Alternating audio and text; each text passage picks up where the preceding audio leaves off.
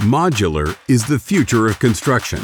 And as you gain understanding of the process, you'll see why. Let's walk step by step through the modular construction process. Once a site is determined, building design is finalized.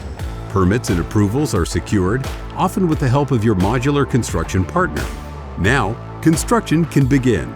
Raw materials are supplied to the manufacturer, which begins construction at its off-site facility. Modules are constructed in stable factory environments and protected from disruptive elements. While fabrication of the building at the factory is taking place, the construction site is being prepared for the building's arrival. Excavation and foundation installation are typical tasks completed prior to the delivery of the modules to the site. On to delivery. A delivery contractor picks up the modules and transports each of them to your site, where the units are installed on the foundations. Then, seams are finished, and electrical, water, and sewer connections are made.